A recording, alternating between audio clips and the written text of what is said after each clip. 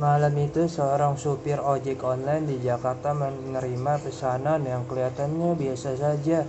Hanya jarak pendek, hanya lokasi yang searah dengan rumah. Tapi ada yang ia temuin, membuat berhenti bekerja selama berbulan-bulan. Ini adalah kisah nyata yang bahkan sampai hari ini tidak bisa ia jelaskan. Namanya Bagas, sudah 3 tahun bekerja sebagai ojek online. Ia sudah pernah mengantar penumpang mabuk-mabuk, marah-marah, bahkan orang yang tidak bisa bicara sama sekali. Tapi tidak ada yang seperti malam itu. Sekitar pukul 23.40, Bagas menerima orderan dari seorang perempuan bernama Laras. Foto profilnya terlihat buram, seperti foto lama yang dipotong dari kartu identitas. Lokasi penjemputan sebuah gang kecil di pinggir kota, gelap, hampir tidak ada rumah yang lampunya menyala. Bagas tiba di lokasi. Ia menunggu 1 menit, 2 menit, 5 menit, tidak ada siapapun. Ia mengirim pesan, "Mbak, saya sudah lokasi." Tidak dibalas narator. Lalu tiba-tiba dari arah ujung gang, ia melihat sosok perempuan berjalan perlahan. Tubuh kurus, rambutnya basah seperti terkena hujan. Ia memakai baju putih, tapi ada sesuatu yang aneh. Bajunya hanya bersih di bagian atas. Bagian bawahnya seperti terseret tanah. Perempuan itu datang tanpa suara, tidak ada langkah kaki, tidak ada suara sendal, tidak ada suara apapun. Ketika sampai di dekat motor, ia hanya berkata pelan, "Bang, ke rumah saya." Suara datar, tidak ada emosi. Bagas mulai mengendarai motor mengikuti rute di aplikasi. Tapi yang membuat merinding adalah perempuan itu tidak memegang jaket, tidak memegang tas, dan tidak paling janggal. Ketika ia melihat kaca spion, ia tidak bisa melihat wajah perempuan itu dengan jelas, seperti selalu berada di area gelap kamera. Motor melaju ke jalan semakin sepi. Rumah mulai jarang, lampu-lampu jalan redup.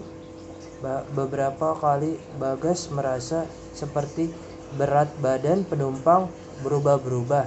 Kadang terasa sangat ringan, kadang terasa seperti membawa 3 orang sekaligus.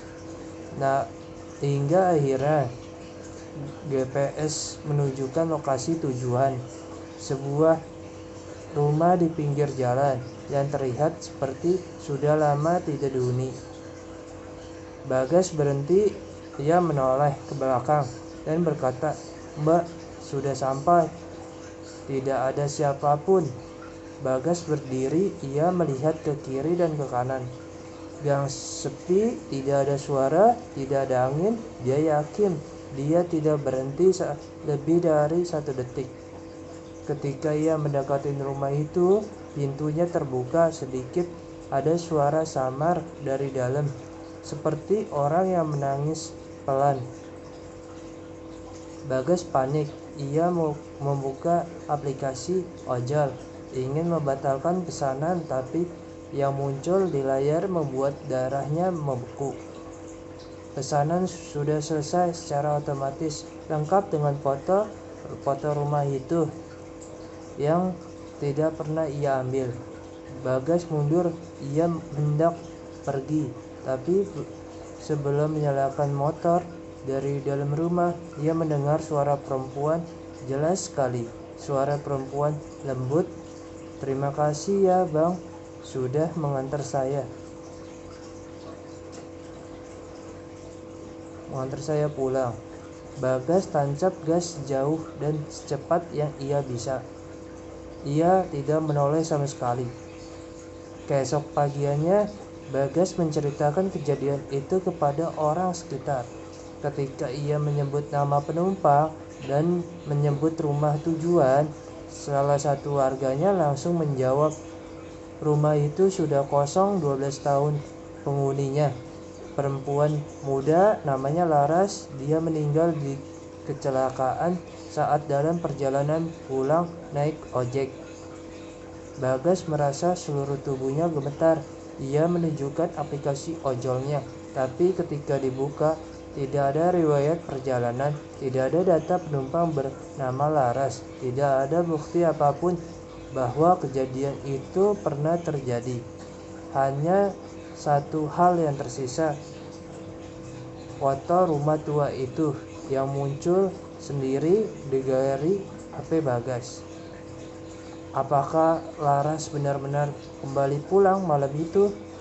Atau Bagas hanya menjadi saksi dari sesuatu yang tidak harus ditemui manusia? Terima kasih.